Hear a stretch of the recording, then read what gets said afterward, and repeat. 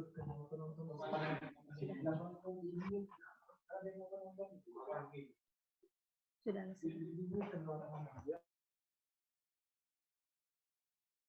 Ya, sudah.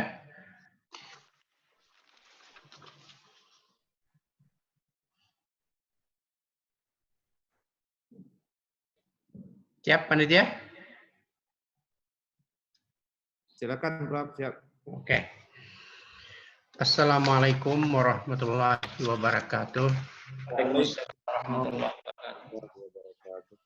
Bismillahirrahmanirrahim. Alhamdulillahirabbil alamin. Wassalatu wassalamu ala asyrafil anbiya'i wal mursalin wa ala alihi wa sahbihi ajmain. Yang saya muliakan tim penguji, semuanya alhamdulillah sudah hadir. Yang saya hormati Bapak Sekretaris dan saudara kopromotor. Perlu kami sampaikan bahwa sejujurnya bahwa yang memimpin ujian ini adalah Pak Rektor, tetapi mendadak ada tugas dinas untuk komunikasi dengan pihak lain. Pada hari ini kita akan melaksanakan ujian terbuka atau promosi dengan Promopindus Saudara Khairul Amri. Judul disertasi Corak Melayu dalam Perekonomian Kesultanan Palembang abad 17 sampai 19. Marilah kita mulai acara ini dengan sama-sama membaca basmalah. Bismillahirrahmanirrahim. Selanjutnya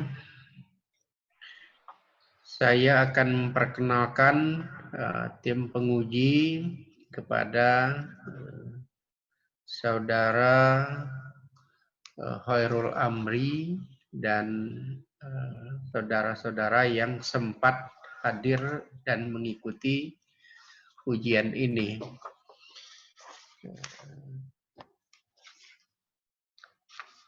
Promotor penguji Profesor Dr. Duski Ibrahim MAG, Kopromotor Dr. Muhammad Adil MA, penguji Profesor Dr. H. Said Agil Hussein Al-Munawar MA, penguji Profesor Dr. Romli SA MAG, penguji Profesor Dr. Izomidin MA, dan penguji Dr. Heri Junaidi MA. Alhamdulillah semuanya sudah lengkap dan sudah siap untuk menguji Saudara Khairul Amri. Selanjutnya kita minta kepada Saudara kopromotor untuk menyampaikan kata promosinya, untuk menyampaikan biodata singkat Saudara Promopendus. Ini kepada Bapak Dr. Muhammad Adil, ini kami berikan kesempatan. Assalamualaikum warahmatullahi wabarakatuh. Waalaikumsalam. Majelis sidang yang kami hormati, kami akan mengawali sidang ini dengan sama-sama membacakan kepada sidang sekalian tentang kurikulum PT atau biodata singkat Promopendus kita pada hari ini. Nama lengkap Dr. Andes Khairul Amri MESY. Promopendus kita dilahirkan di Kuang Dalam pada tanggal 12 Mei tahun 1966.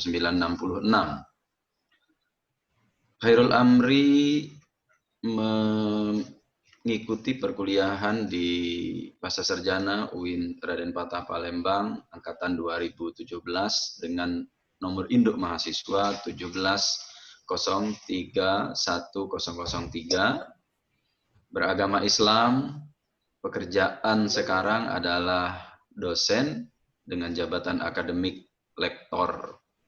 Sedangkan beliau ini di samping sebagai dosen dengan jabatan lektor, juga menjabat sebagai Wakil Dekan 4 Fakultas Keguruan dan Ilmu Pendidikan FKIP Universitas Muhammadiyah Palembang. Kantornya berada di Jalan Jenderal Ahmad Yani, 13 Ulu, Palembang. Nomor HP 081316054868. Nama ayah Muhammad Hatta bin Aman, nama ibu adalah Hajjah Humsilah bin Zaiwawi. Istri promopinda kita bernama Insinyur Rosmalina. Anak-anak yang pertama adalah Aisyah Dwi Septiani, yang kedua Aulia Rahmawati SPD, yang ketiga M. Din Rahmadi, dan keempat Atika Parasdina. Riwayat pendidikan SD di Kuang Dalam, tamat tahun 1980, MTS di Saka 3 OI, tamat tahun 1983, kemudian meneruskan ke Man Palembang 2, tamat tahun 1986, Strata 1 diselesaikan di Fakultas Syariah, jurusan Pidana dan Perdata Islam, YIN waktu itu, selesai tahun 1993. Sedangkan strata 2 atau PPS, Master Hukum Islam, konsentrasi ekonomi Islam, juga di IAIN Raden Patah Palembang, dan sekarang S3 di UIN Raden Patah Palembang juga, angkatan tahun 2017. Ada banyak riwayat pekerjaan yang dicantumkan di sini, kami tidak akan bacakan, tapi umumnya riwayat pekerjaannya adalah di Muhammadiyah Palembang.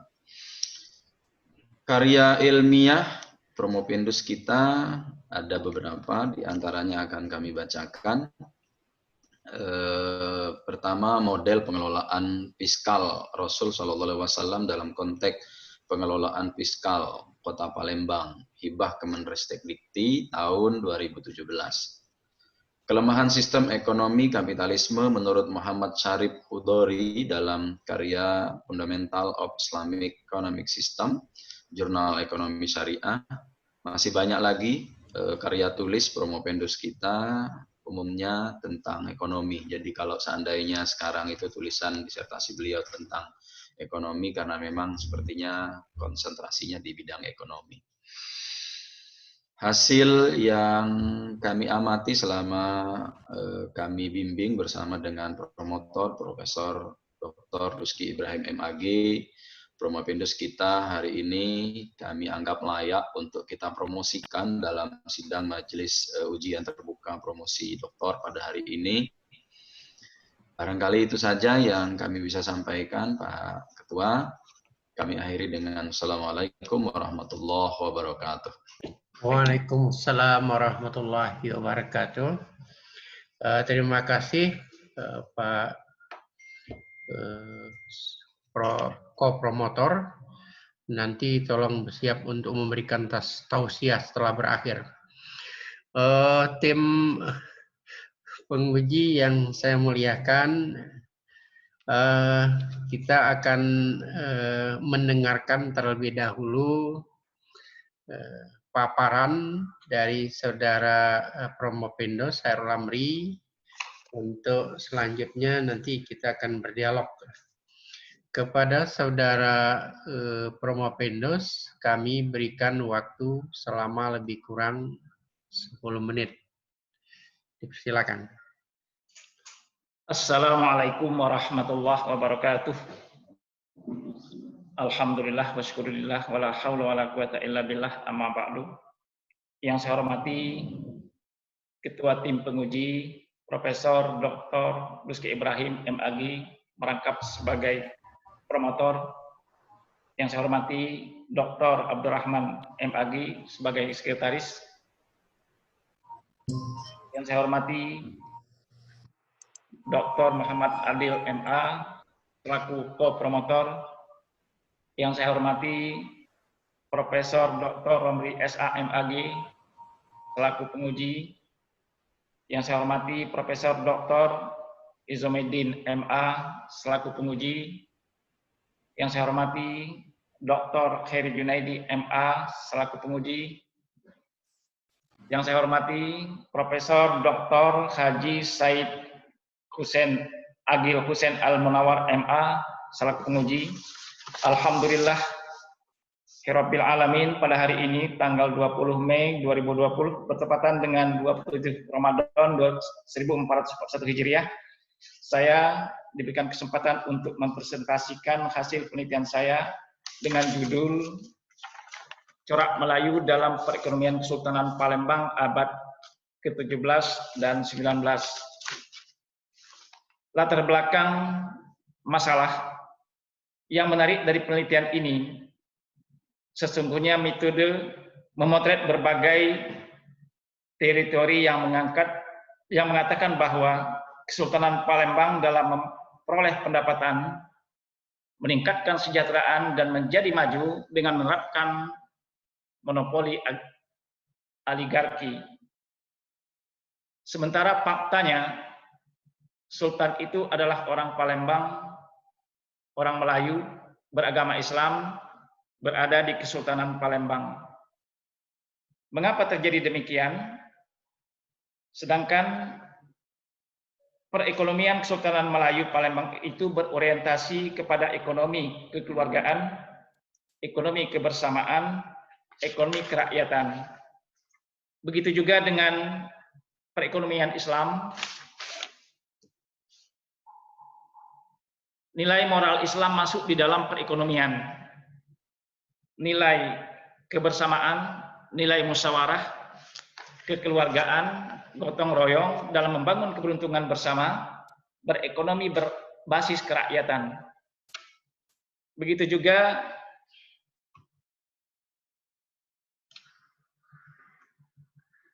perekonomian Kesultanan Palembang yang berlaku pada saat itu diwarnai oleh perekonomian peradaban Islam Melayu.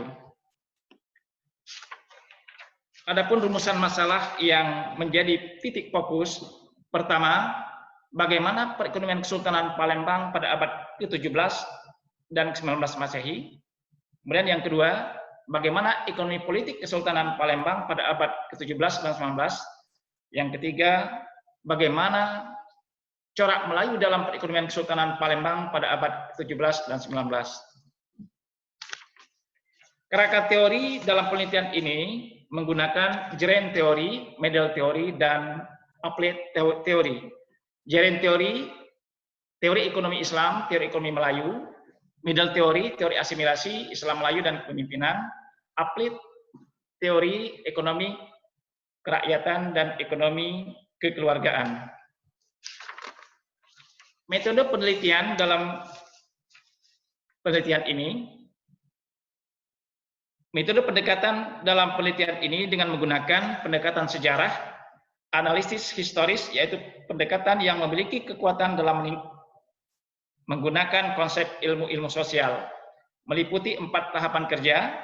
Pertama, heuristik, pengumpulan data, kemudian kritik sumber, seluruh sumber data yang telah terkumpul untuk diabsahkan. Ketiga, interpretasi, fakta yang didapat dipertanggungjawabkan, mencari kebenaran yang otentik.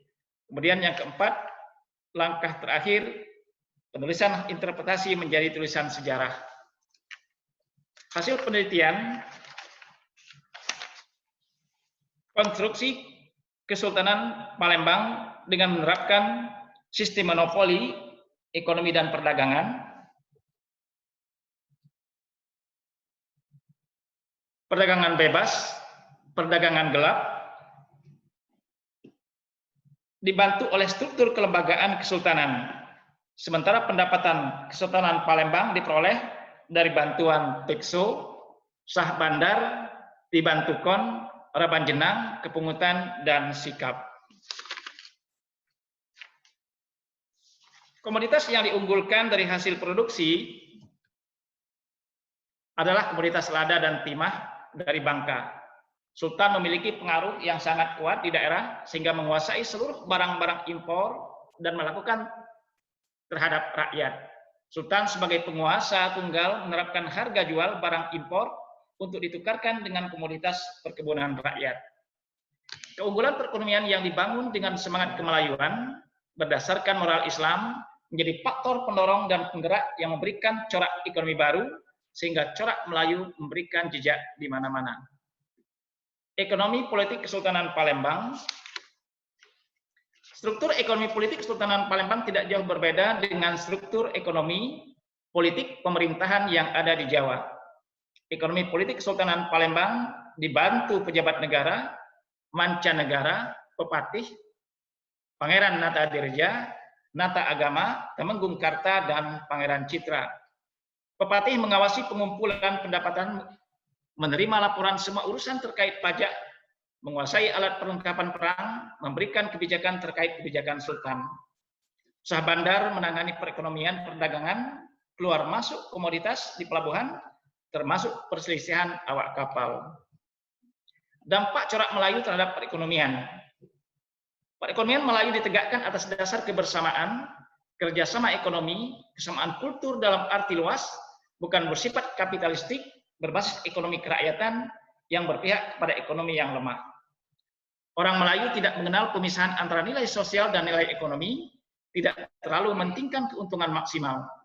Sultan sebagai penguasa memperlihatkan kebijakan perekonomian berdampak positif bagi perkembangan peradaban Islam Melayu Palembang, sehingga dapat memberikan corak Melayu dalam perekonomian di Kesultanan Palembang.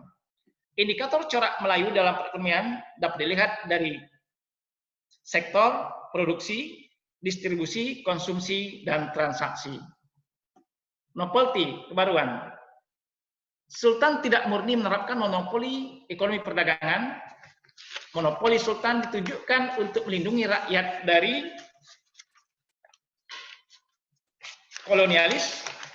Sistem monopoli Sultan pada hakikatnya diterapkan juga oleh Negara Kesatuan Republik Indonesia sebagaimana termuat di dalam pasal 33 ayat 1 Undang-Undang 45 dan pasal 33 ayat 2, di mana ayat 1 berbunyi, perekonomian disusun sebagai usaha bersama berdasarkan azas kekeluargaan. Kemudian pasal 2, cabang-cabang produksi yang penting bagi negara dan menguasai hajat hidup orang banyak dikuasai negara. Kemudian terakhir, corak peradaban Islam Melayu memberikan warna kepada perekonomian Kesultanan Palembang. Terima kasih. Wassalamualaikum warahmatullahi wabarakatuh. Waalaikumsalam warahmatullahi wabarakatuh. Terima kasih Saudara Promovendus ya. Saya melihat dalam disertasi itu atau dalam paparan itu banyak sekali persoalan perdagangan ini. Ya, tapi belum terurai bagaimana umpamanya dari komponen pertaniannya, perikanan atau kerajinan, yang itu semua nanti akan menampakkan coraknya umpamanya. Ya, apakah bisa umpamanya dijelaskan sedikit itu dari pertaniannya, perikanan atau kerajinan tangan, bisa dijelaskan sedikit ini sebelum ke tim penguji.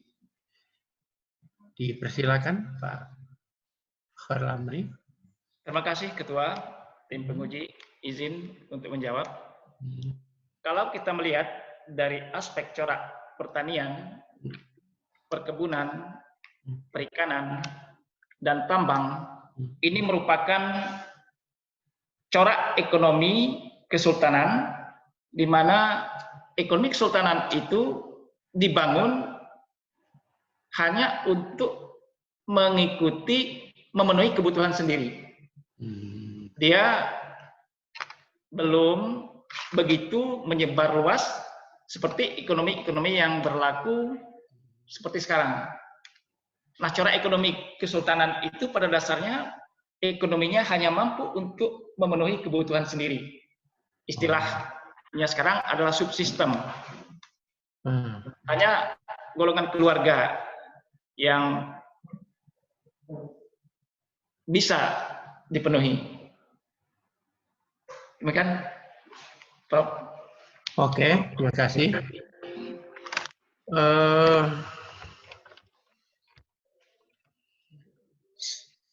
Sebentar lagi kami akan memberikan kesempatan kepada tim penguji.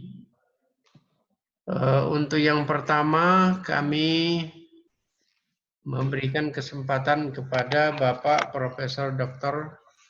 Pak Said Agil Husin Al-Munawar. Ini silakan Ustaz untuk berdialog dengan Saudara Pindus. Ya, bismillahirrahmanirrahim. Ya, Maya. Ini ngomong. Assalamualaikum warahmatullahi wabarakatuh. Waalaikumsalam warahmatullahi wabarakatuh. Ya, bismillahirrahmanirrahim. Bapak Ketua Pimpinan Sidang, Sekretaris, para penguji, para pembimbing, dan Promopendus. Ya, pertama saya ucapkan selamat nih, sudah sampai kepada titik akhir dari perjalanan panjang. Ya, setelah kita kuliah, ya ternyata begitu cepat. Nah, Khairul Amri termasuk yang apa? Yang cepat ya. Saya memberikan apresiasi itu. Semoga teman-teman yang lain juga begitu. Ya, amin. Ya. Saya sudah baca karena ini adalah bagian dari mata kuliah yang dulu pernah kita bahas di kelas ya, yang berkaitan dengan kerajaan Melayu, dan pada hari ini salah satu daripada kerajaan itu yaitu Kesultanan Palembang ya, ditulis tapi dari sisi perdagangannya ya, dari sisi perdagangannya ada beberapa hal yang perlu saya pertanyakan.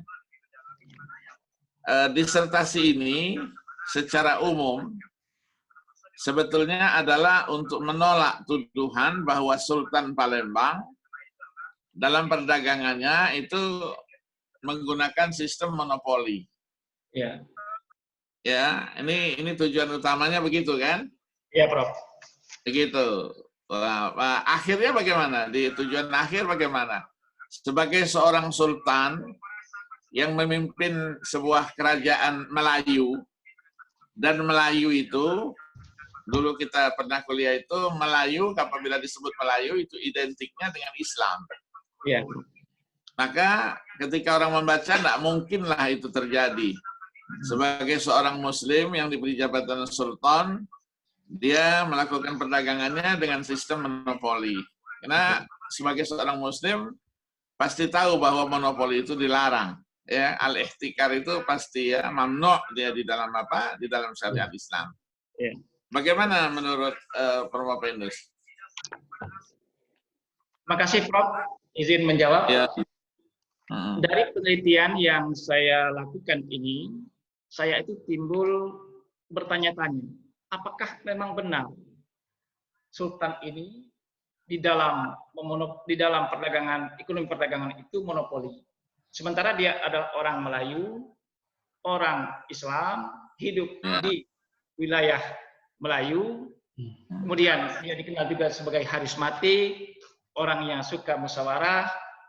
Jadi saya lihat dari beberapa teori, baik itu dari Rodofil, kemudian Van Sippenhofen, kemudian J.W. Land, orang-orang Barat ini cenderung mengatakan bahwa Sultan itu di dalam sistem perdagangan itu monopoli.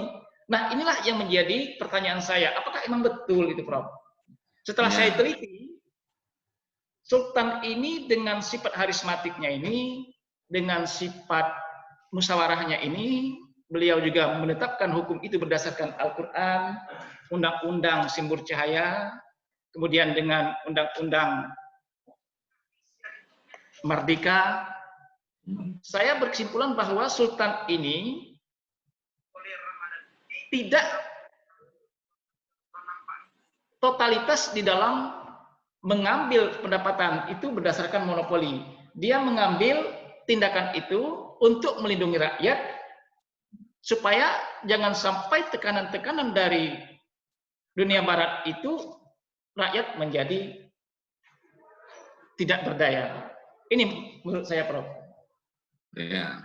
Jadi kalau saya bisa simpulkan bahwa tuduhan itu tidak benar dan itu adalah politik ya, karena politik ya. Iya, jadi karena seorang sultan tidak bisa dia melepaskan posisinya sebagai seorang politisi. Iya, Prof. Oke. Yang kedua, gambaran umum sistem perdagangan pada masa kesultanan itu meliputi banyak hal, dari perikanan, pertanian, kemudian hasil hutan, perkebunan, dan terakhir itu adalah yang sampai sekarang ini kita lihat itu adalah kerajinan, industri kerajinan, ya, industri kerajinan. Nah, dalam perjalanannya memang ini dijual, ya, dijualkan dalam sebagai satu sistem perdagangan itu kepada ya Belanda. Ini memang luar biasa ya, yang diangkutnya bukan perdagangan tadi yang sistemnya perdagangan. Karya-karya ilmiah pun diambil sama dia ke sana. Iya. Ya, Khairul Amri pernah penelitian ke Leiden. Belum pernah, Prof. Belum pernah. Nanti sekali-sekali ke sana ke Leiden, lihat bagaimana banyaknya karya ulama-ulama cendekiawan Muslim Indonesia itu yang dibawa ke sana, ya, yang dibawa ke sana. Ya, keluarganya pun kadang-kadang tidak tahu. Ya, keluarganya pun kadang-kadang tidak tahu. Jadi ada sekitar 1 kilo ya, 1 kilo panjangnya persegi itu khusus Indonesia saja. Ya, nah itu. Kemudian yang kedua pertanyaannya, apa bedanya antara sistem monopoli dengan sistem bebas, perdagangan bebas? Ini kan bertolak belakang dia. Iya.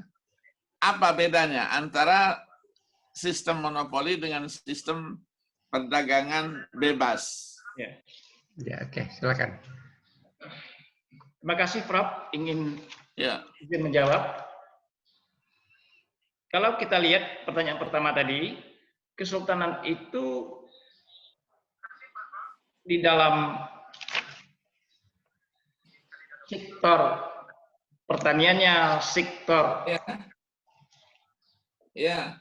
sektor pertanian, kemudian sektor perikanan, kemudian industri kerajinan. Kalau kita lihat dari sejarah bahwa sektor kerajinan ini lebih terfokus kepada tenun songket. Nah, songket ini merupakan warisan mulai dari Kerajaan Sriwijaya, kemudian sampai kepada Kesultanan Palembang. Nah, Kesultanan Palembang itu songket ini masih sifatnya eksklusif, hanya di kalangan kesultanan saja yang menikmati itu, sehingga dia belum sampai kepada masyarakat bawah. Nah, jadi dia masih sifat eksklusif, sifatnya belum menyentuh kepada masyarakat bawah. Nah, setelah terjadi Melayu, begitu datangnya Melayu, karena Melayu itu identik dengan Islam, Islam itu identik dengan kebersamaan, kegotong royongan, kemudian kekeluargaan. Jadi pihak kesultanan ini rupanya tidak bisa untuk membendung berkembangnya industri ini, sehingga dia mengajarkan kepada masyarakat-masyarakat yang ada di bawah itu untuk bisa menikmati tenun songket ini. Itu yang pertama, Prof. Kemudian apa bedanya sistem monopoli dengan sistem bebas? Sistem ekonomi dengan sistem bebas. Kalau kita berbicara masalah sistem, itu ada suatu pola untuk mengatur di dalam sistem ekonomi. Katakanlah ekonomi kesultanan, sistemnya itu adalah sistem kebersamaan, sistem kerakyatan. Ya. Kemudian sistem dia tidak terlalu memperhatikan kepada aspek material ekonomi, tetapi lebih kepada aspek sosialnya. Dia tidak terlalu memperhatikan itu. Kemudian kalau ekonomi bebas, kalau saya perhatikan dari penelitian yang saya peroleh itu, siapapun bebas di situ masuk untuk mengambil transaksi sistem perdagangan itu, Prof. Mungkin ini yang bisa saya jawab, Prof. Terima kasih. Iya, artinya pihak manapun boleh masuk. Ya, kalau bebas itu pihak manapun bisa masuk dan dengan cara apapun bisa mereka lakukan. Itu perbedaan yang mendasar. Kita teruskan dengan kelompok Melayu ini. Iya. Ya, Melayu ini kan sayapnya kan begitu lebar dan panjang. Ya, sampai kemana? Ke Madagaskar sana. Ya. Yang isinya itu berbagai suku, etnik gitu. Ya. Sehingga kalau kita simpulkan dari pengertian siapa yang disebut dengan suku Melayu itu, ya kita temukan berbagai pandangan ya yang ditulis oleh para sejarawan itu. Bisa disebutkan secara ringkas siapa yang disebut dengan Melayu itu? Terima kasih, Prof. Ingin menjawab. Kalau kita lihat dari pendapat orang Malaysia, yang dikatakan Melayu itu adalah rumpun. Rumpun artinya orang Melayu itu adalah orang yang beragama Islam, yang hidup berada di wilayah Melayu, baik itu di Patani, di Asia Tenggara, itu katanya lebih kepada rumpun. Sementara kalau kita lihat dari yang lain, bahwa Melayu itu lebih kepada ras. Ras suku bangsa. Nah, ada lagi yang mengatakan bahwa Melayu itu tidak tersekat oleh sekat-sekat agama. Nah, sampai apa yang dijelaskan Prof tadi ke Madagaskar, kemudian ke Okinawa, Jepang, itu merupakan rumpun Melayu. Apa itu yang dikatakan dengan Melayu? Iya. Jadi Melayu itu adalah orang yang suka berkumpul dia. Berkumpul di satu tempat ya dengan spesialisasi yang ada, gotong royong, kebersamaan, ukhuwah dan seterusnya, sehingga di zaman politik Hindia Belanda, kalau disebut Melayu, itu mereka menganggap itulah identik dengan Islam. Iya. Iya kan? Iya, Prof. Iya, identik dengan Islam. Nah, tuduhan semacam itu ya kita katakan memang benar ya, seluruh aktivitas mereka ketika mereka berkumpul itu adalah Islam. Nah, kenapa mereka pada masa penjajahan itu begitu takut dengan suku Melayu ini? Apakah ketika berkumpul itu mereka membuat satu rencana nanti untuk melawan penjajah atau yang lainnya? Atau ketika ada tokoh Melayu itu di luar, itu memberikan provokasi kepada yang ada di dalam dan seterusnya? Itu apa yang didapatkan dari hasil penelitian? Oke, terima kasih Prof untuk menjawab. Kenapa suku Melayu itu identik dengan Islam dan apakah ini ditakuti oleh orang-orang? Ya kalau kita lihat dari beberapa penelitian dari Syed Hussein Nasr itu Al-Atas, beliau mengatakan bahwa beliau tidak sependapat kalau Melayu itu dikatakan pemalas karena akan mengkerdilkan dan menghina Melayu. Dan mereka pada dasarnya Melayu ini kalau kita lihat tadi apa yang Prof jelaskan, Melayu itu identik dengan Islam. Islam itu dibangun atas dasar tauhid. Artinya orang Melayu itu terbebas dari segala macam tekanan-tekanan itu. Nah, orang-orang di luar Melayu ini itu menginginkan jangan sampai Melayu itu maju. Itulah yang menjadi katakanlah Mereka melakukan usaha bagaimana memecah mereka itu. ya, Iya. Salah seorang tokoh Melayu ya yang kita kenal sebagai tokoh Palembang itu Syekh Abdul Somad Al-Flimbani ya, yang ya wafat di 1832 di mana di Thailand yang makamnya sudah ditemukan sekarang ini. Beliau sebetulnya ingin pulang ke Palembang itu berjuang untuk melawan penjajah. Iya, setelah sekolah di mana di Mekah itu. Tapi dibawa oleh Syekh Daud Al-Fatani. Beliau tinggal di Fatani. Tapi murosalahnya terus dia dengan apa? Dengan Kesultanan Palembang itu. Terus, dan bagaimana supaya apa? Supaya kita bisa bergerak dan melawan penjajah itu. Akhirnya gerakan yang beliau lakukan justru melawan kerajaan Fatani, ya, yang akhirnya 1832 itu beliau dibunuh, ya.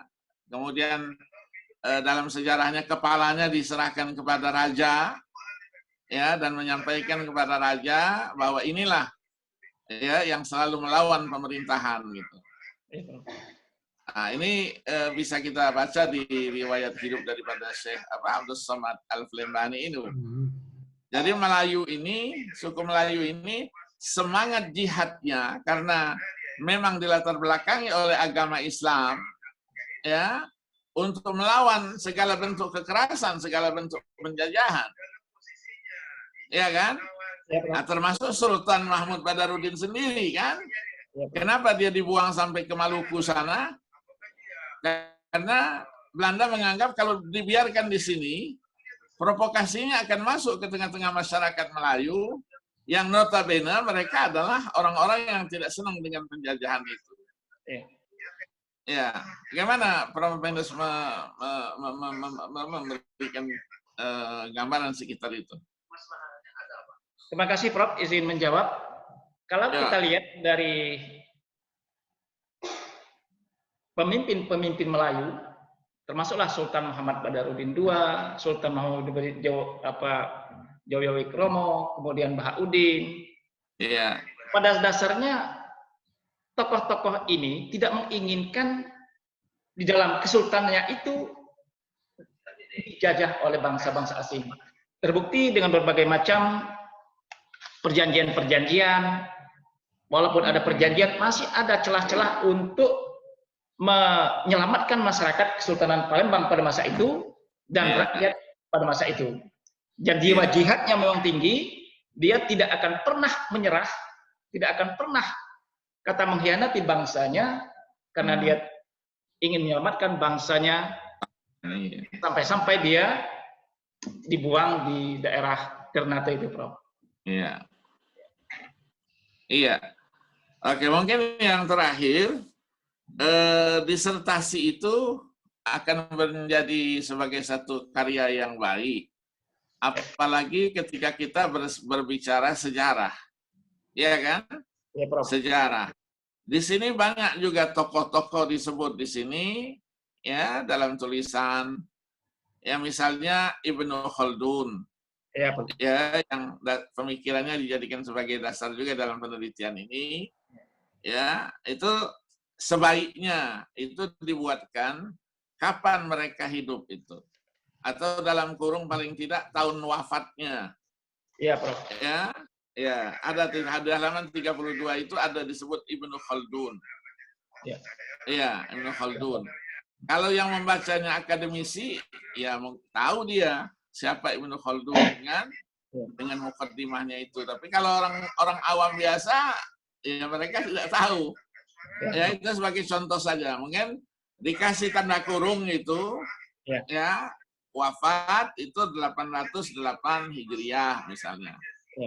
Begitu juga tokoh-tokoh yang lain, ya, yang ada di situ. Jadi memberikan satu gambaran pemikiran, ya, yang sekaligus dia sebagai bahan, ya, sejarah yang dijadikan sebagai pokok kajian dalam disertasi ini.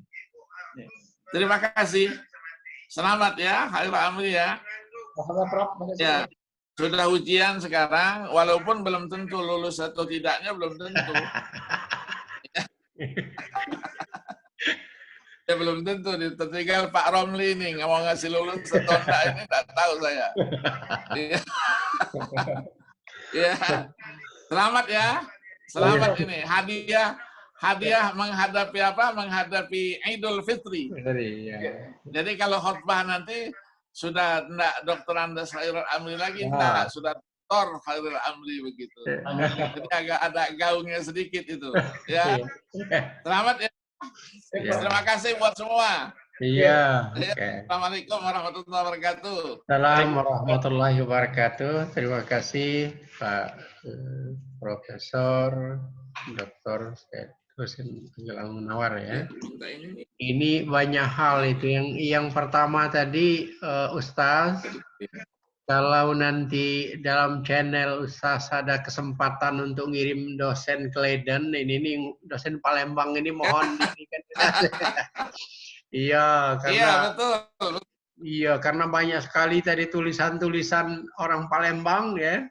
Kesultanan ya, tetapi ini belum tersentuh karena belum sempat ke situ. Betul. Kakek saya aja tulisannya banyak, adanya Leiden.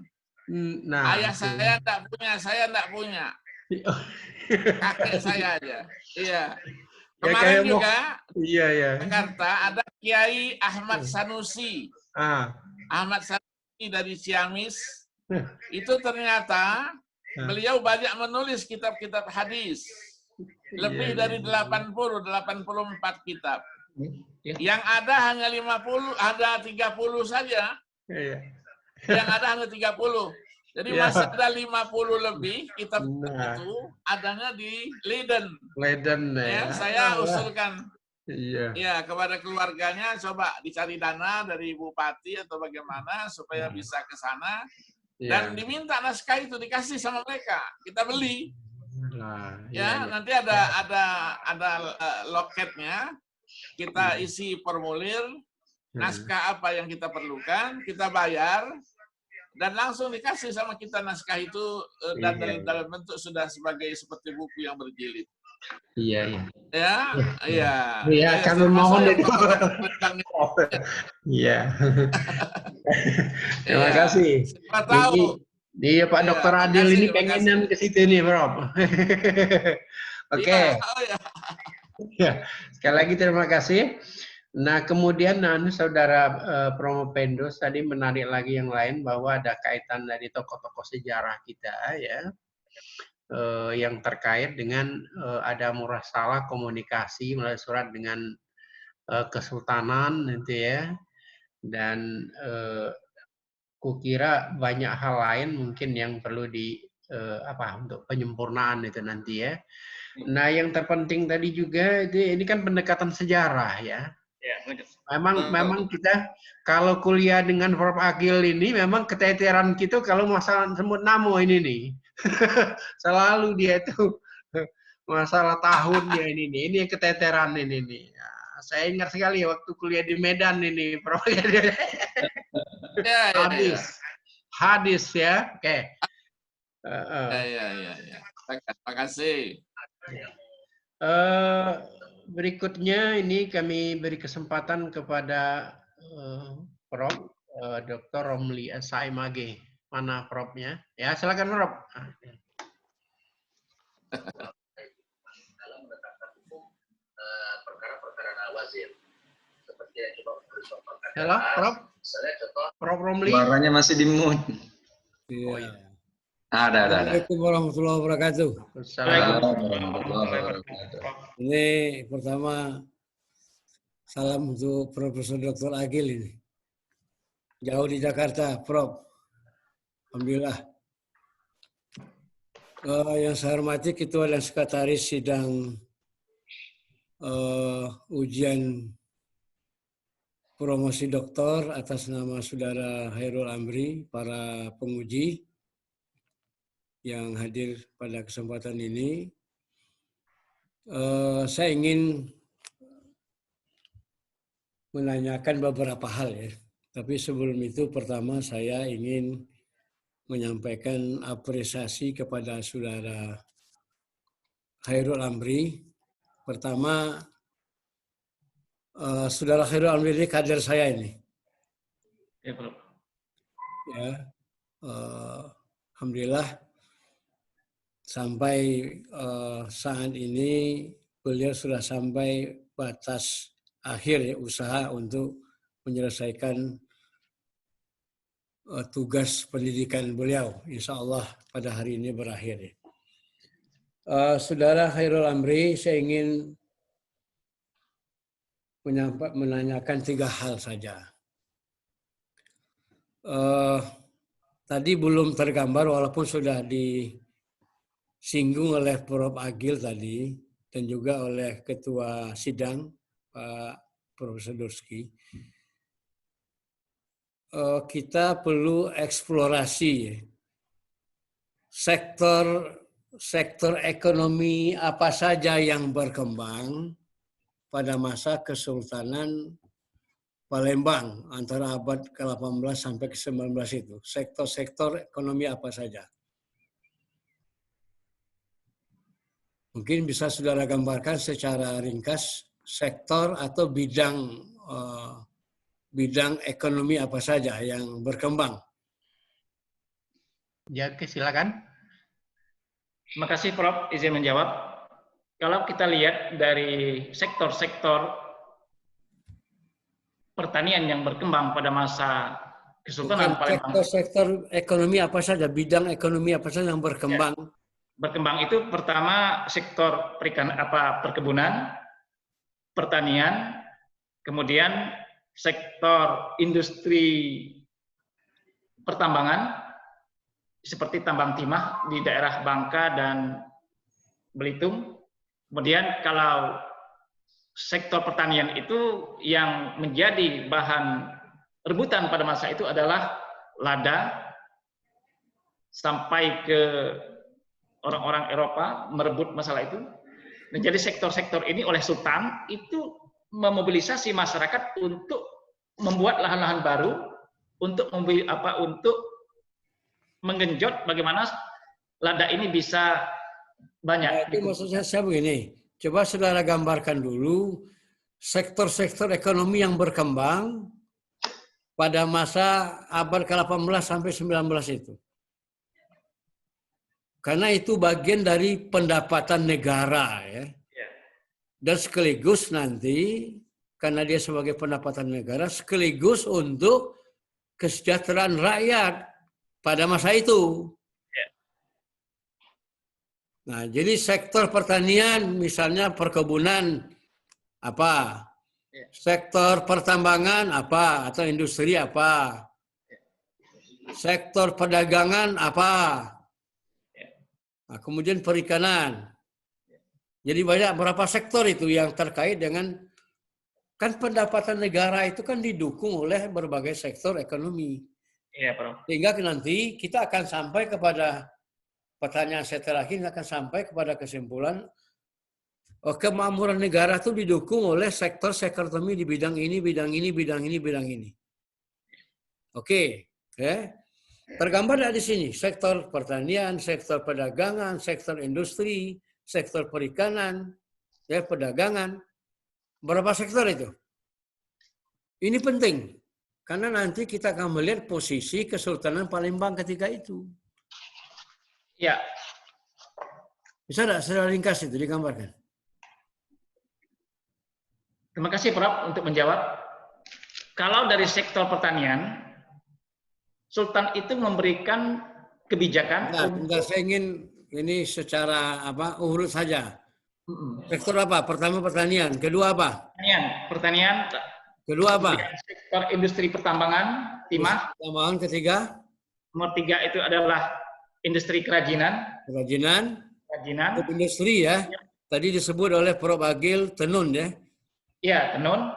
Kemudian di samping tenun itu ada juga mampu untuk membuat perdagangan. Perdagangan ini pasar. Melibatkan sah bandar di situ. Sah bandar. Dia adalah sektor jasa, sektor jasa waktu itu belum belum berkembang. berkembang pada masa itu, belum Oke. ada di dalam Nah, disertasi sekarang itu kan banyak sektor ya. ya, Prof. Lalu mana yang dominan? Yang Mana paling dominan di antara sektor ekonomi ini sebagai pendapatan negara? yang paling dominan dari yang saya tulis dalam disertasi ini itu dari industri pertambangan timah di Bangka. Itu Bukan mulai dari pertanian. ya. Bukan pertanian, bukan. Memang awalnya itu adalah lada, kemudian bergeser kepada pertambangan itu. Jadi Sistem timah, ya, yang dominan pertambangan ya. pertambangan. Oke. Ya. Lalu berikutnya, bagaimana sistem pengaturan? Bagaimana sistem pengaturan kegiatan berekonomi pada waktu itu antara abad ke-18-19 itu?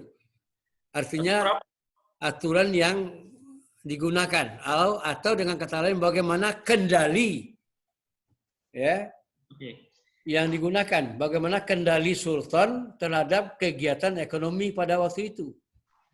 Oke, Prof. Jadi letak kendali perekonomian pada masa itu, sultan ini melibatkan dengan berbagai macam lembaga. Ada namanya lembaga Pekso, ada namanya Sah Bandar, kemudian Liban Tukon, Raban Jenang, Kepungutan, dan Sikap. Inilah lembaga-lembaga yang terlibat di dalam mobilisasi pendapatan kesultanan itu. Pekso ini adalah orang-orang yang kaya, kemudian oleh karena kekayaan yang dia miliki, dia dipercayakan oleh sultan untuk mengatur satu daerah itu, baik dalam bidang ekonomi maupun di dalam bidang keamanan. Kemudian Sah Bandar ini dia ada sebagai kas sultan. Dia berhak juga untuk mengatur di dalam masuk keluarnya barang-barang yang datang dari luar. Kemudian Tiban Tukon ini keterkaitan dengan masalah sistem Nah, maksud saya begini, ya kendali, tadi kan disinggung, Prof. Akil menanyakan tadi, bahwa raja orang yang memonopoli, sebetulnya memonopoli atau pengendali, kan beda itu. Memonopoli artinya menguasai, kalau mengendalikan artinya ada aturan. Ada aturan, artinya begini, kegiatan ekonomi itu kan ada di rakyat, betul nggak? Ya. Kegiatan ekonomi itu sektor industri, sektor pertanian, sektor perdagangan, kegiatan itu ada di rakyat. Nah, raja yang mengendalikan itu adalah ada aturan, ya kan? Ya. Nah, aturan itu apa aturan yang digunakan di situ? Apa semacam kalau kita lihat dari misalnya literatur yang sektor pertanian harus ada pajak atau sektor perdagangan harus ada pajak. Bagaimana itu? Ya, ada beberapa komoditas yang tidak kena aturan pajak di sini. Di samping ada memang komoditas yang harus kena pajak di situ. Nah, artinya begini, ya aturan yang dibuat oleh sultan atau kerajaan ketika itu terhadap kegiatan ekonomi itu sebagai pendapatan negara, kan negara itu bisa jalan kalau ada pendapatan dari kegiatan ekonomi yang dari berbagai sektor tadi itu. Artinya penarikan pajak ya. Ya. Ada pajak yang disetor oleh pelaku ekonomi atau usaha di lapangan, kan begitu ya? Ya. Oke. Nah, sekarang pertanyaan yang terakhir ya.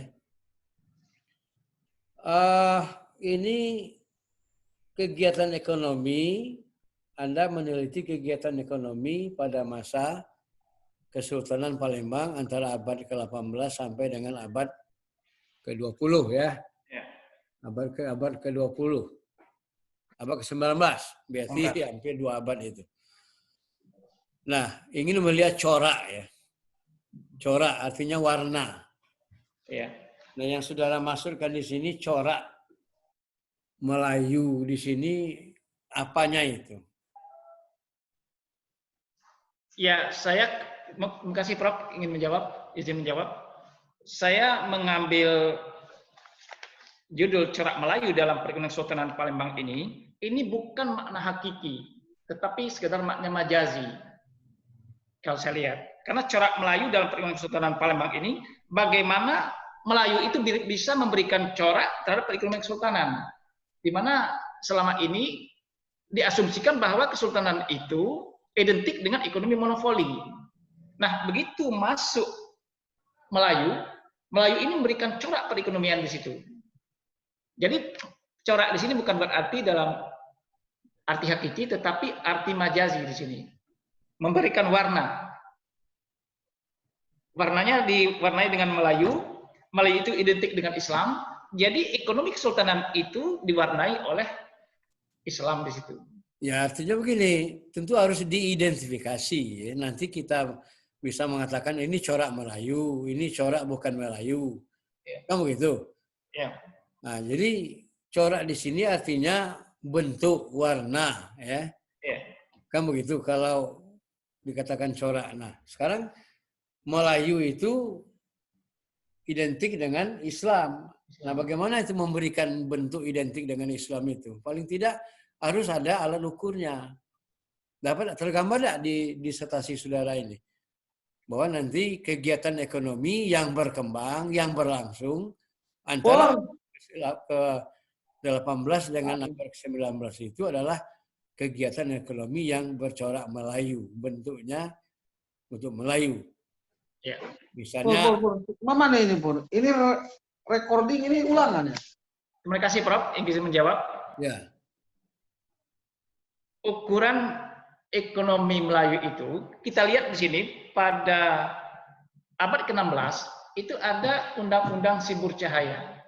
Nah, Sibur Cahaya ini sudah mengatur berbagai macam apa itu di antaranya? Aktivitas kegiatan masyarakat, termasuklah dalam aspek ekonomi. Di antaranya bagaimana mengatur masalah zakat fitrah di situ, bagaimana sistem perdagangan di situ diatur, bagaimana jual beli di situ diatur dalam aturan-aturan kaum itu. Bukan begitu.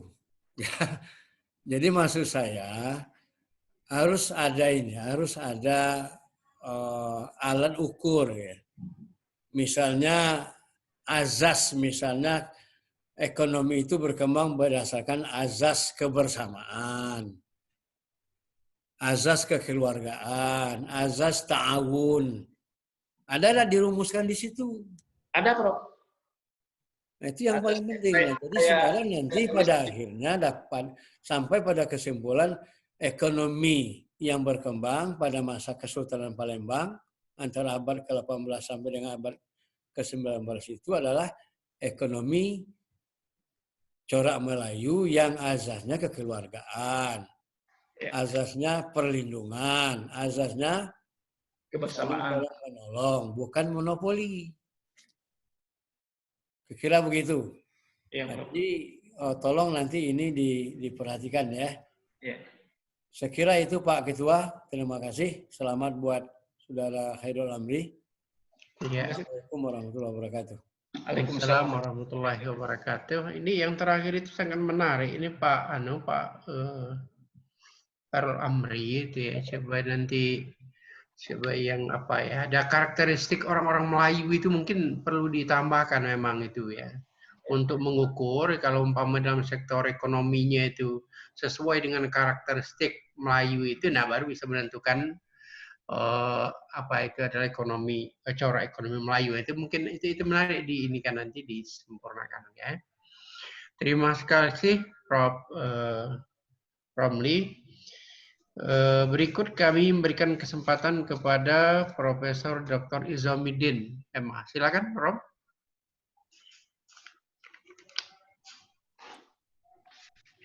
Prof. Izam. Assalamualaikum warahmatullahi wabarakatuh. Waalaikumsalam warahmatullahi wabarakatuh. Yang terhormat pimpinan, sekretaris, dan seluruh penguji, wabil khusus ini guru kita atau mungkin udah izin, Pak Profesor Syed Agil Hasim Munawar. Salam untuk Pak Agil ini. Saudara Promopendus Khairul Amri ya. Ya, Prof. Ini kan apa ini? Alur pikir penelitian disertasi ini ya kayak kan deduktif begitu kan? Deduktif kan? Ya, deduktif. Ya, mengerucut pada menyoroti ekonomi pada Kesultanan Palembang. Ya. Dalam disertasi saya sudah baca sekilas, tapi mungkin saudara bisa memperjelas. Kira-kira kalau dari umumnya dahulu nih, dari pendekatan umum, corak ekonomi Melayu itu bagaimana? Secara umum, sebelum sampai ke Palembang itu. Kalau kita lihat dari corak ekonomi Melayu itu, kalau kita runut, ekonomi yang hanya memenuhi kebutuhan sendiri. Artinya ekonomi itu belum berkembang. Dia hanya mampu untuk kebutuhan sendiri. Kalau ada kelebihan, dia bisa jual untuk kebutuhan keluarga yang sendiri. Itu pada awalnya. Kalau kita lihat ekonomi Melayu itu. Itu kan sudah ada dalam bab keberapa itu ya, tentang ekonomi Melayu. Di sana disebutkan bahwa sebenarnya corak itu adalah kerjasama ekonomi. Ya. Kan ada dalam disertasi saudara kan kerjasama ekonomi. Ya. Yang berdasarkan azas kebersamaan, kekeluargaan, dan kerjasama. Ya. Itu yang disebut dengan corak ya. Jadi coraknya adalah kerjasama ekonomi, coraknya. Berarti dia bukan kapitalis gitu kan? Ya. Pulau komunis, coraknya kan begitu. Jadi kerjasama ekonomi atas dasar kebersamaan, kekeluargaan, dan kerjasama itu ada dalam disertasi saudara itu. Ya. Ya, pada bab berapa itu ya ada gitu kan. Nah sekarang apa bedanya dengan yang dapati di Kesultanan Palembang? Coba diperjelas apa yang Anda dapati di Kesultanan Palembang ini dari corak umum Melayu tadi di dunia Melayu. Oke, Prof.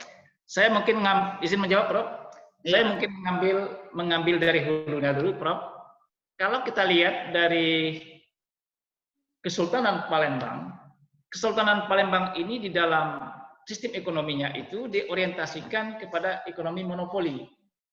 Belum ada di situ sistem kebersamaan. Ini asumsi yang dibangun oleh orang-orang Barat yang saya temukan di dalam beberapa buku, baik itu Redfield, Frans van Hopen, J.B. Wieland, termasuklah pendukung-pendukung sekarang ini, termasuk di sana misalnya Bambang Purwanto, Farida, kemudian Yohana Hanafiah, mereka mengatakan bahwa corak ekonomi kesultanan itu lebih pada monopoli.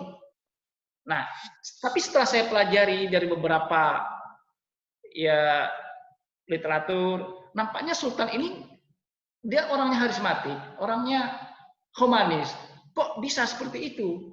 Nah, saya menggali lagi, saya temukan bahwa tidak benar kalau seperti ini, monopoli. Jadi dia membangun ekonomi itu berdasarkan kebersamaan itu, kekeluargaan itu. Bukti bahwa dia tidak menginginkan masyarakat itu terpuruk dengan menegosiasi beberapa perjanjian-perjanjian dengan kolonial di situ. Oh, ya. Mungkin itu Prof. Oke. Jadi untuk membantah ya antitesa terhadap pendapat orang asing bahwa tidak benar Kesultanan Palembang itu monopoli. Yeah. Bahkan sebenarnya ya sama seperti yang hal mendasar kerjasama dibangun atas kerjasama ekonomi yang bermuara kepada kesejahteraan gitu kan. Tapi ini kan mengerucut. Ya biasanya kalau penelitian deduktif itu ada sedikit banyak itu. Ada nggak beda-beda tipis atau memang ada beda dengan kesultanan atau kerajaan-kerajaan di dunia Melayu lainnya? Sedikit banyak dalam disertasi harus menggambarkan itu. Itu supaya kita punya perbandingan, orang membaca punya perbandingan. Apa bedanya di Palembang dengan kesultanan-kesultanan di dunia Melayu lainnya? Terima kasih, Prof. Ya. Menjawab. Ya. Kalau kita lihat dari sistem politik ekonomi yang ada di kesultanan-kesultanan yang lain itu, nampaknya memang yang diasumsikan oleh orang-orang Barat itu, kesultanan itu identik dengan monopoli. Itu yang teori yang saya temukan itu. Tetapi setelah saya lihat, merunut lagi, rupanya monopoli para sultan-sultan Melayu ini, oleh karena politik global kolonial pada masa itu, ingin menekan kesultanan ini. Ingin menekan, jangan sampai misi dari orang-orang Barat itu tidak jalan di situ. Jadi identik dengan Oke lah, ini kan berangkat dari latar belakang Anda gitu. Karena sekarang Anda telah mendalami. Nah, kira-kira ada nggak corak khusus di Kesultanan Palembang ini? Lupakanlah masalah jawaban terhadap tuduhan asing. Ini di antara kesultanan-kesultanan dalam dunia Melayu, ada nggak ciri khasnya itu di Kesultanan Palembang?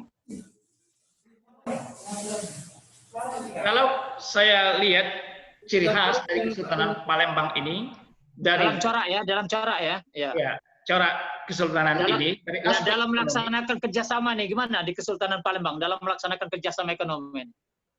Ya, kalau dari aspek kerjasama ekonomi, Kesultanan Palembang itu dia bekerja sama dengan ekonomi-ekonomi yang ada di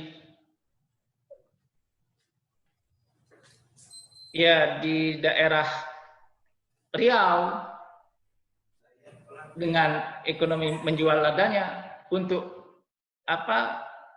Untuk membangun perekonomian itu.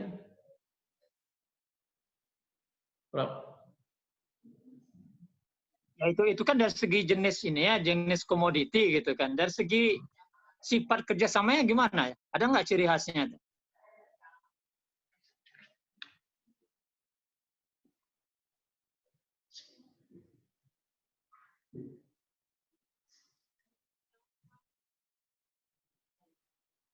Sejauh yang saya amati, Prof, ciri khas kerjasamanya itu saya belum menemukan di situ.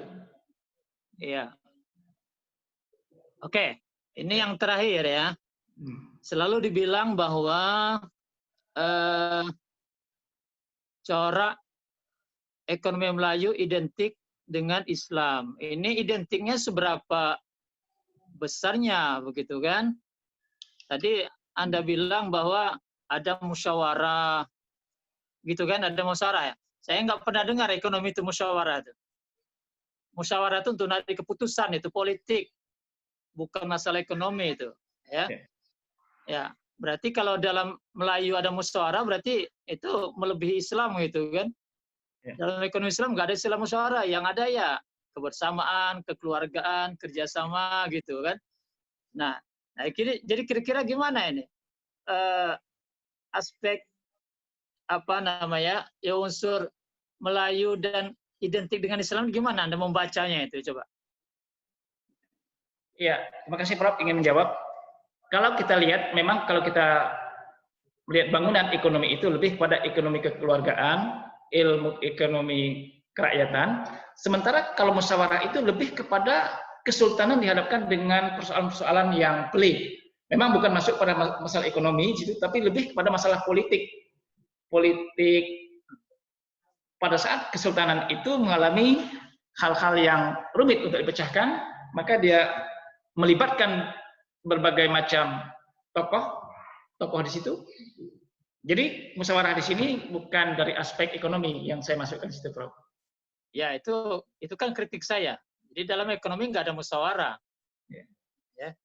Dalam ekonomi itu ya kerjasama, kekeluargaan, kebersamaan, nggak ada musyawarah itu. Kalau musyawarah itu politik, itu ngambil keputusan. Gitu kan? Nah, makanya saya katakan, kalau memang corak Melayu ada musyawarah, berarti melebihi Islam itu. Islam nggak pernah terbaca musyawarah itu. Pernah terbaca gitu. Khadijah saja dia kaya raya tidak menumpuk untuk ujung-ujungnya untuk kesejahteraan rakyat. Ya, jadi kerjasama dengan Muhammad. Jadi nggak ada istilah unsur masalah. Maka saya katakan tadi, jadi kira-kira apa ini? Ada nggak semacam hitam putih antara Melayu dengan Islam?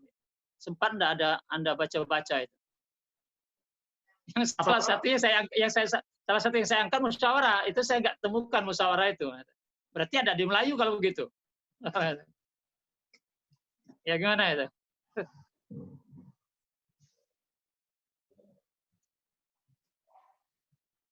Terima kasih Prof. Izin menjawab. Ya, sistem musyawarah ini yang dibangun oleh Melayu itu, khususnya Kesultanan Palembang itu, pada saat Kesultanan itu menghadapi persoalan-persoalan pelik, berhadapan dengan orang-orang di luar Kesultanan. Nah, dia melibatkan tokoh-tokoh alim ulama di situ, lembaga-lembaga di situ untuk memecahkan persoalan-persoalan itu.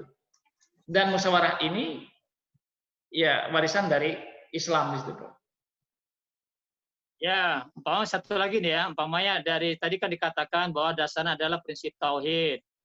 Ya. Nah, kira-kira kalau dalam Islam itu prinsip tauhid ya di samping sebagai ibadah antara minkum ya, juga tidak ada feodal. Apa di masa kesultanan ada nggak feodal itu? Ya, kalau kita lihat di masa kesultanan ini feodal itu ada di situ, Prof. Ada berarti kalau ada tidak identik dengan Islam. Walaupun Islam sudah memberikan katakanlah garisan-garisan itu, tetapi sistem feodal itu mungkin sampai sekarang masih juga, Prof.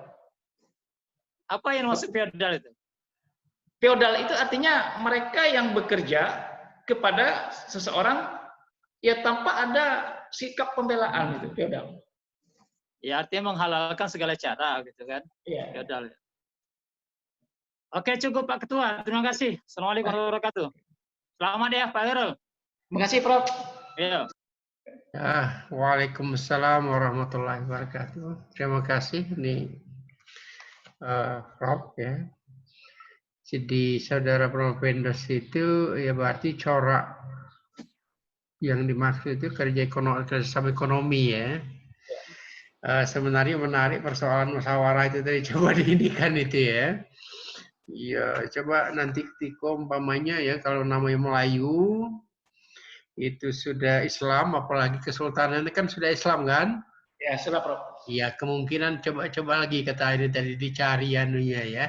Bagaimana umpama penafsiran dulu dari normatifnya dulu dari ulama wasawirhum bil amri itu wamrum sorben, coba apa ada terkait dengan ekonomi apa tidak itu menarik ya. Oke, sekali lagi terima kasih Prof. Izam.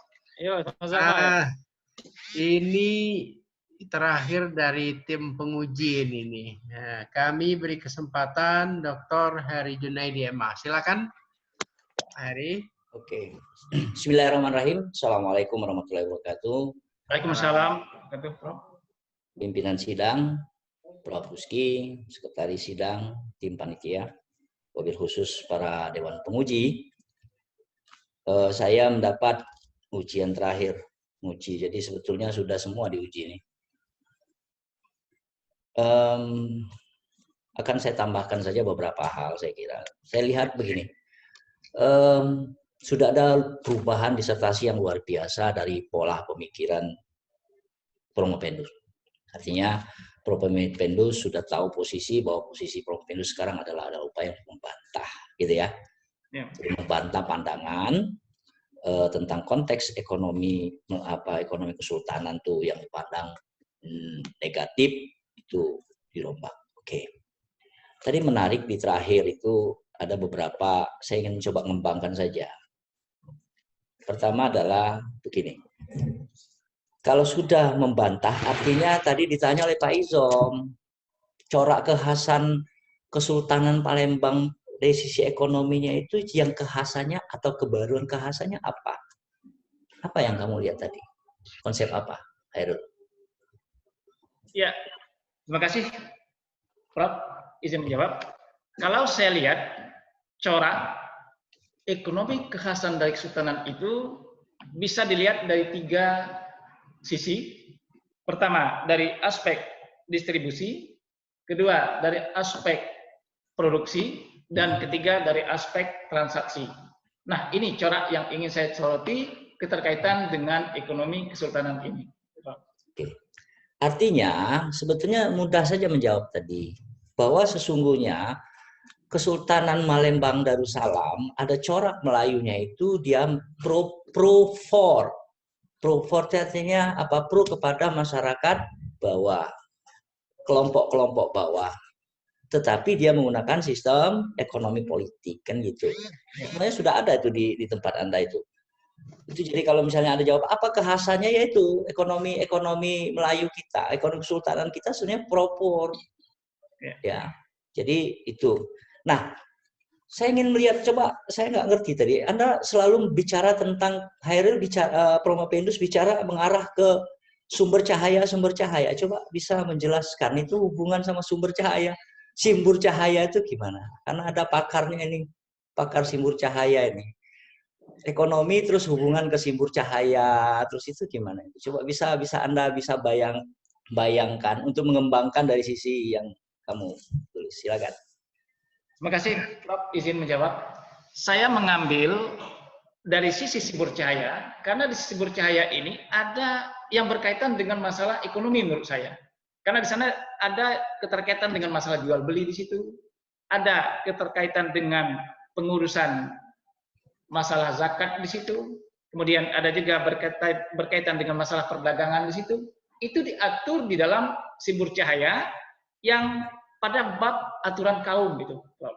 Nah, jadi saya berangkat dari sini ingin menentukan bahwa apakah memang benar Kesultanan Palembang ini ekonominya itu bercorak Melayu. Rupanya dari sini saya berasumsi bahwa oh ini sebagai landasan filosofinya menurut saya, Bro. Baru bisa merunut ke berikutnya. Yang dikarang oleh Ratu Sihunun, istri daripada Sultan pertama itu. Nah, Promopendus, sebenarnya apa yang disampaikan tadi bisa disampaikan ke Pak dengan penguji tadi. Apa ada musyawarah nggak dalam ekonomi? Harus tegas, ada kan dalam konteks perekonomian itu kan tidak bicara sistem saja, tapi bicara kelembagaan loh. Ada koperasi di sana, kan gitu. Dalam konteks ada Baitul Mal wal Tamwil di sana, kan gitu. Nah, artinya semua bisa menjalin, ya. Anda sudah masukin semua dari sisi-sisi itu, gitu ya. Oke, saya coba menggali lagi ke dalam konteks monopoli, dalam konteks ekonomi politik tadi. Coba Anda bisa bayangkan, tadi dibilangkan corak indikator dari corak. Indikator perekonomian tadi 3 ya. Pertama, apa indikatornya tadi? Produksi, distribusi, ya, dan transaksi. Transaksi. Yang satu lagi bicara tentang kelembagaan ya. Kelembagaan. Oke. Coba jabarkan sajalah. Saya ingin melihat jabaran Anda terhadap setelah Anda memahami konteks Melayu, ekonomi Melayu, kemudian Anda kembangkan dari sisi 3 hal itu dan dikaitkan dengan konteks yang disebut kekhasan Kesultanan itu pro-pur, artinya pro kepada rakyat, pro pada orang-orang bawah. Itu silakan coba bagaimana Anda bisa jelaskan kepada kita semua.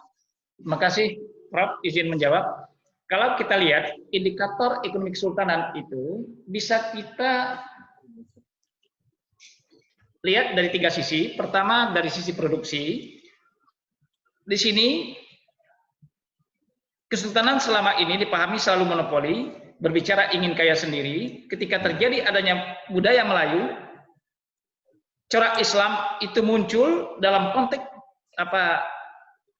dipahami bahwa budaya Melayu Islam corak yang muncul dalam konteks monopoli, artinya budaya Melayu muncul di Kesultanan Palembang ketika ada asimilasi dan akulturasi budaya. Corak yang tadinya monopoli kemudian mencoba untuk melakukan musyawarah berdasarkan kekeluargaan, kerjasama ekonomi, yang konkretnya aktivitas ini Misalnya kerajinan songket yang tadinya dilakukan oleh perempuan-perempuan yang memiliki darah kesultanan, dengan adanya sistem monopoli, konstruksi itu ada semacam monopolistik bahwa pekerjaan penenun songket itu identik dengan orang-orang pilihan sultan. Kemudian akhirnya timbul adanya Melayu, maka muncul adanya kebersamaan di situ, adanya kerjasama musyawarah, bisa mengajarkan di komunitas-komunitas yang ada di luar kesultanan itu. Ini merupakan corak dari aspek produksinya. Kemudian dari aspek distribusi, kalau kita lihat,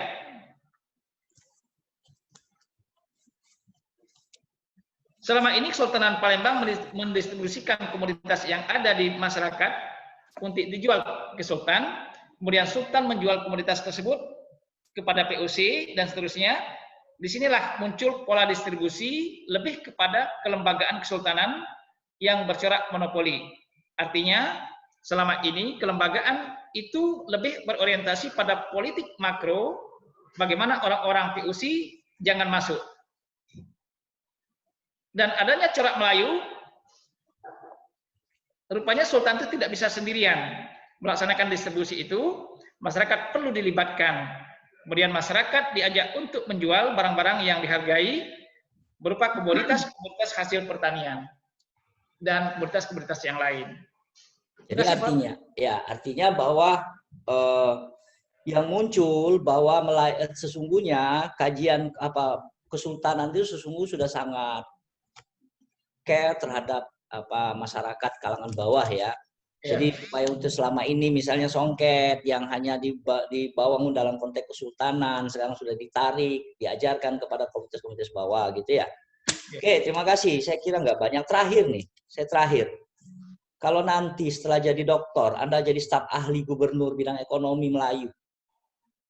Misalnya, kalau Anda jadi staf ahli ekonomi disuruh ya, diamanatkan jadi staf ahli ekonomi di Sumatera Selatan dibilang gubernur. Tiba-tiba ada orang yang nak buat mall lagi. Ada mall ya. Terus gubernur nanya sama kamu. Kira-kira disetujui nggak buat mall itu? Gimana kandang Anda? Sebagai orang Melayu yang tadi punya komitmen pro kerakyatan dan seterusnya. Ya, terima kasih Prof. Izin menjawab. Kalau seandainya saya diberikan amanah untuk memimpin suatu kelembagaan, keterkaitan dengan bidang ekonomi, kemudian ada suatu institusi, ada suatu perusahaan, pengusaha yang ingin mendirikan mall, dan itu merupakan basis dari orang-orang yang ekonomi lemah, saya tidak akan berikan izin itu, Prof. Karena akan mematikan ekonomi-ekonomi yang ada di sekeliling itu. Oh gitu. Jadi kalau ada orang yang pengen buka mall lagi dan Anda staf ahli ekonomi di bidang Melayu, itu Anda larang gitu? Kamu larang? Ya, kalau secara tidak langsung, silahkan dia membuka mall, tapi harus jauh dari daerah-daerah basis ekonomi yang ada, ekonomi masyarakat itu, supaya masyarakat ini bisa tumbuh ekonominya ini. Kalau ada mall di situ, otomatis ya masyarakat disedot pada mall itu. Akhirnya pedagang-pedagang yang berbasis ekonomi lemah ini akan tergusur di situ, Pak. Ya, kalau gitu Anda nanti Promopendus harus lebih kokoh lagi ya jadi menteri. Kalau jadi staf ahli ekonomi bidang di gubernur nanti, kalau begitu kacau nanti. Anda harus kuat. Kalau memang disuruh buat mall boleh dak tambah mall. Bilang aja boleh, tapi pakai syarat. Syaratnya apa? Karena kita propor, ingat. Silakan mau berapa tingkat? 4 tingkat. Oke, silakan. Tapi 1 tingkat pertama saya minta orang-orang ekonomi lemah yang ada di situ, yang ada di kami, yang tukang pasar jual ini yang ada di bawah mall. Yang 2, 3, 4 silahkan, gitu.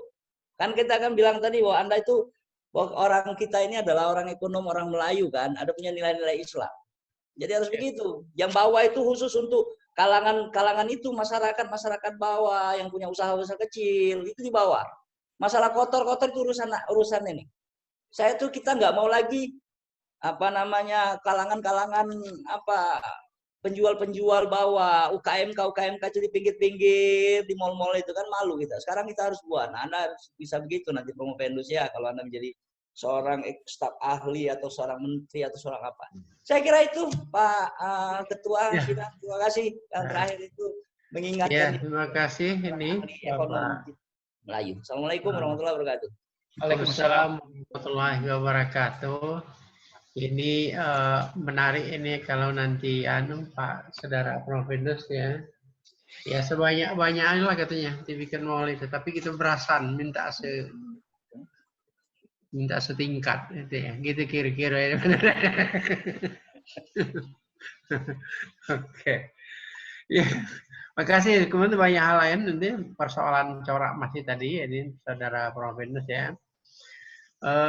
Sebelum saya memberikan waktu kepada saudara ko-promotor ini kepada tim penguji, kalau belum sempat atau kalau belum mengumpulkan nilai disilakan ke Pak Sekretaris atau kepada Ibu Eli.